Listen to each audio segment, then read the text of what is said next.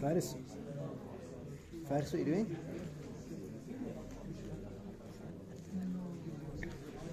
Okay. Is he in charge? Is he in charge of the audios? You might want to turn it up a bit. Can we turn it up a bit? Is that Ibrahim? Look at him looking stressed. He's got one job. Huh? Right. MashaAllah. Well done.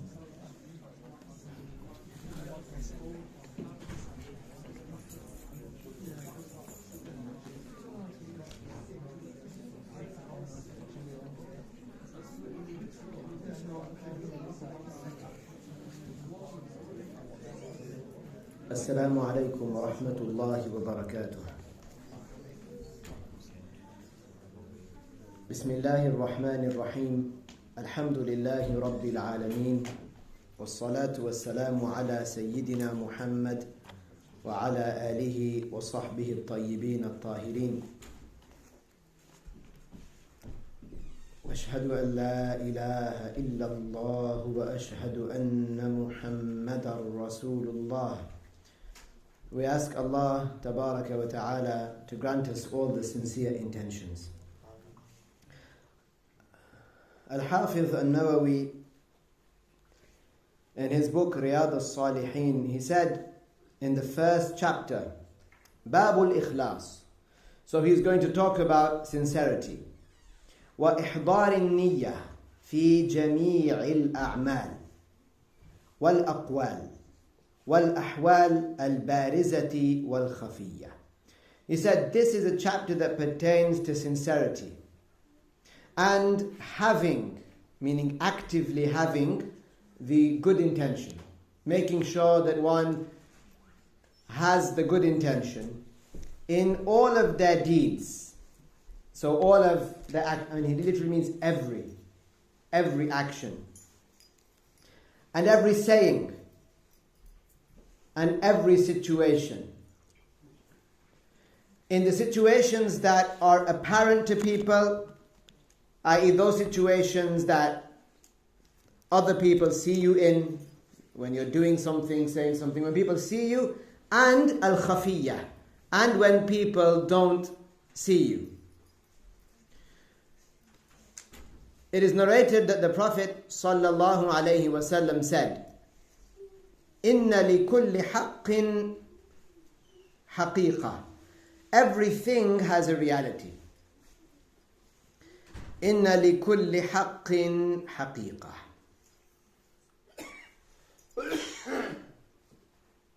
إِنَّ لِكُلِّ حَقٍّ حَقِيقَةً. MashaAllah. MashaAllah. See, when you fast, it gives you energy. MashaAllah.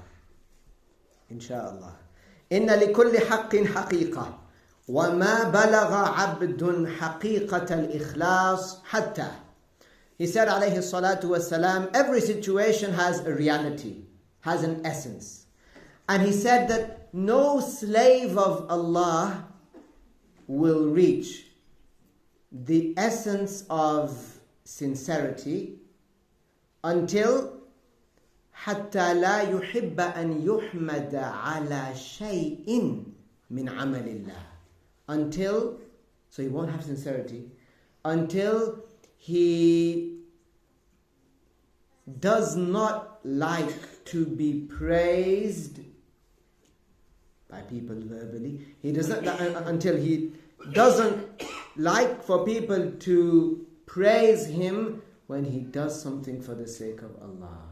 In other words, if you do something for the sake of Allah Ta'ala, then you should not want or desire, you should not crave, even inside. You shouldn't crave for people to praise you. This would mean if one of us does crave that, then that means that we haven't reached this level that the Prophet ﷺ mentioned. He called it haqiqatul ikhlas, the essence, the core of al-ikhlas, sincerity. In other words, we should do the deeds for the sake of Allah, the good deeds. And we shouldn't hope at all. We shouldn't hope that someone's going to praise us.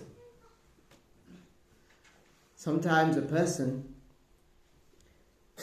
may do a good deed and their nafs, it is itching, like itching to tell somebody. It really, subhanallah, it may be itching to tell someone. It might be something so small, but the nafs, the soul of a person, it likes to be known, it likes to be popular, it likes to be praised and pampered and caressed by the good words of people. It loves relaxation, and it loves fulfilling desires. A recipe for disaster. It loves for people to praise it.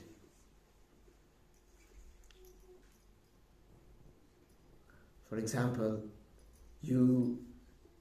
somebody stopped you in the street and asked you a question because you look like a person who's knowledgeable, or because they've seen you, they're your neighbor, they've seen you dress a certain way, or they've seen you talking on the phone with somebody and you're talking about Allah and the Messenger, and they see this regularly.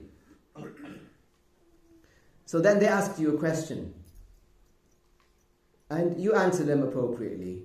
Later on, not for a beneficial reason, but you wanted to mention to somebody what happened, that somebody asked you a question. What is the purpose for you telling this other person that somebody asked you a question? Is it to encourage them that they can also know answers to questions religiously and that they should spread the rules of the religion? Is that the real reason? Or is that partly the reason, but partly the reason is that I will grow in the eyes of this person? People ask me too. People ask me as well. The nafs loves to be known. The scholars describe it. It loves to be known. Imagine now, there are also all of these social media outlets through which people can be known. Can you imagine 500 years ago, how were people known? You couldn't make a portrait of yourself and stick it on your door, or make a few copies and put it on shop windows so people know, oh, this is that person. Nowadays, there are so many ways in which a person can be known. So he said, alayhi salatu wassalam, inna li kulli haqqin. You've forgotten already. See? Inna li kulli haqqin haqiqa. MashaAllah. Jayyid. وَمَا بَلَغَ عَبْدٌ حَقِيقَةَ الْإِخْلَاصِ حَتَّى.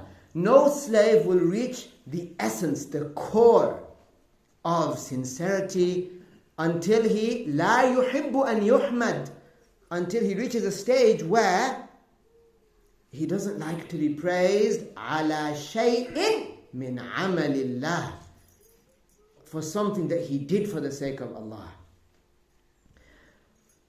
Another scholar, Sa'id ibn Jubair, he said, al-ikhlas an yukhlis al-abdu deenahu wa amalahu lillah.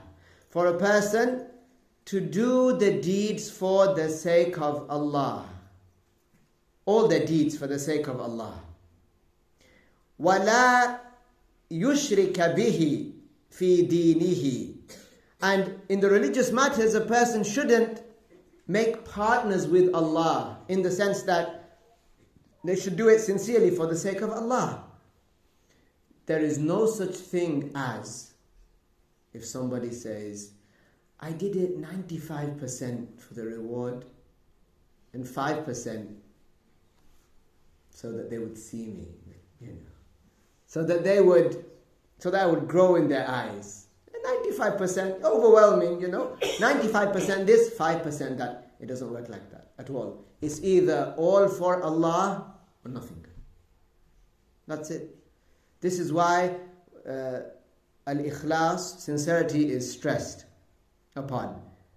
وَلَا يُرَائِي بِعَمَلِهِ أَحَدًا. A person shouldn't be insincere. They shouldn't do deeds for other than the sake of Allah Tabaraka wa Ta'ala. Al-Fudail, a great scholar, said, تَرْكُ الْعَمَلِ مِنْ أَجْلِ النَّاسِ رِيَاء. To leave doing something that is good, for you to leave doing something that is good for the people, because of the people, this is insincerity. They're not considered to be true. If there's something good, Islamically, there's something good that you could be doing, but there's going to be a person there that you don't see eye to eye with, so you leave it. He called this insincerity.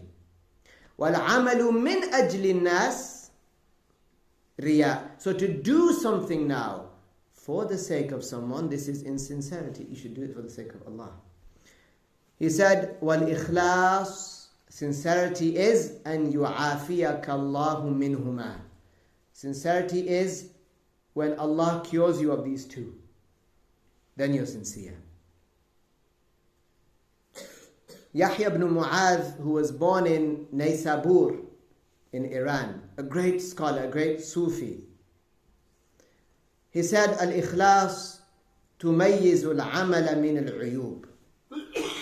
He said that sincerity, it differentiates between what is a pure deed, a blessed, a good deed, and between something that is defective.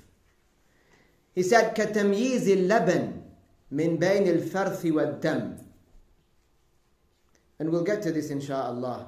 He mentioned that just like the milk comes out of the animal without being contaminated,